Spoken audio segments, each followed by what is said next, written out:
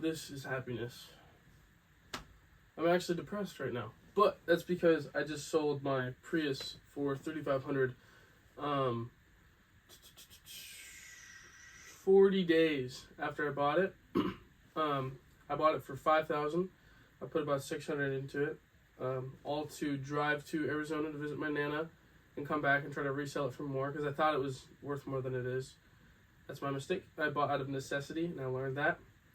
I learned that you don't buy frantically, you buy patiently, regardless of circumstance.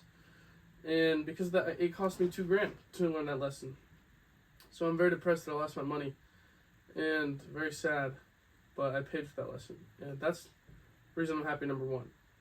The ability to learn. The ability to say, oh my God, I messed up. Don't do that again.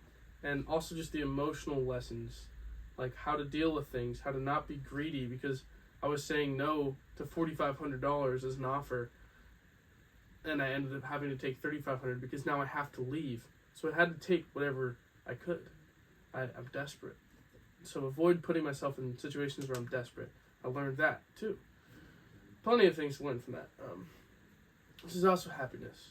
This is knowing that I have a way to help myself through this, through journaling, just by writing it down. It's nice to get it off my chest. This is happiness, to know I'm going to go to my mom's house. After I go to my friend's house to start working on a car and start my new project, I'm going to go to my mom's house and talk to her and vent and let everything out because she's my mom. Knowing that I have somebody and just having somebody and the relief that the anticipation of it releasing. And this is happiness. That I learned money is not what makes you happy. I listened to this thing with Joe Rogan, actually, with Chris Williams, and he was saying that one thing he learned from Joe Rogan is Joe Rogan has a nice watch, has a nice car, has a nice house, and he seems to be worth so much money. But is that valuable? It was hard to get, but he realized now that he has it, he's like, was it valuable? No, it was just hard to get, and it took a lot of time. And it was basically what he was saying. I'm going to butcher it. He was saying that the value is in the process, and it's not about the end. And that's obvious, but like, I'm learning I don't care if I have a big amount of money or things. What makes me happy, this is happiness, is knowing that I'm on my way to learning music specifically, but also just learning music. Like, I just learned how to play Somewhere Over the Rainbow on the piano without having to read anything or play along on a YouTube video. I can play it off memory now. It's the first time in my entire life I've been able to play a song on any instrument. And then I just learned how to play World Star Money, or World Star Money by Joji on the ukulele. I learned it after watching a tutorial. And like, it just makes me so happy that I'm on my way. And then knowing that pretty soon I'm going to learn music theory, I think in the next 2 years. And then by then I'll have enough skills to be sufficiently able to make them, to make songs. And it's just knowing that I'd rather have the skills are what make me happy, not the end goal. Like, being able to make music is I'm way happier with that than having a big amount of money.